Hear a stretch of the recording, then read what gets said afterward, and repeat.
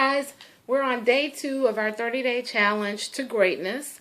We've decided to write a list of things that we wanted to change about ourselves and pick one that we can actually do now. Focus on it, be conscious of it, and remind ourselves that we need to improve it or remove it within the next 30 days.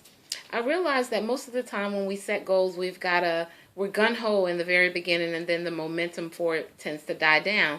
So I've decided to connect with you guys on a daily basis so that we can hold each other accountable.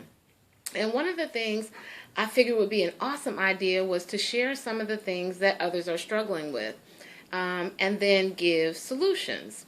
Now, I'm not going to do any names for personal reasons. Some of the issues may get deep, and I wouldn't dare, want to invade on anyone's privacy. But I do think sharing the particular issues can help us all to grow. So this first situation that I'll speak about is a young lady who was dealing with clutter. And, oh gosh, I could go so deep with clutter because I learned that clutter is actually the manifestation of some other things. But for sake of time, we'll just talk about her situation and some solutions for her. She said that she had a specific area of clutter, and it was paperwork. So as a business owner, I immediately connected with her. I understood. I journal, I write, receipts, things of that nature. She said that her desk was an organized chaos.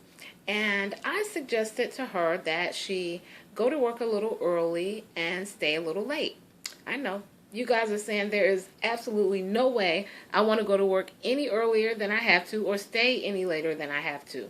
I understand that. However, if you categorize what her actual issue is that she wants to improve on, it really only takes about 6 to 10 minutes, maybe 15 tops, to organize her desk and file paperwork if she's mastering the task on a daily basis. This is one thing that I find that we struggle with when there are things that need to be accomplished.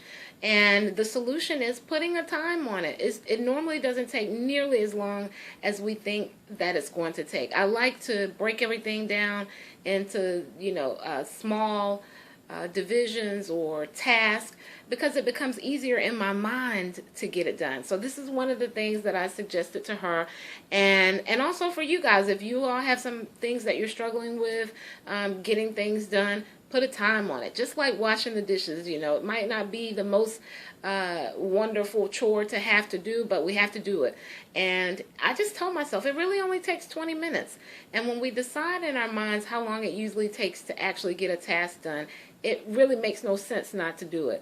So I say take tasks that you really don't enjoy doing and put a time on them. They become real, they become obtainable that way, and they're not nearly as overwhelming.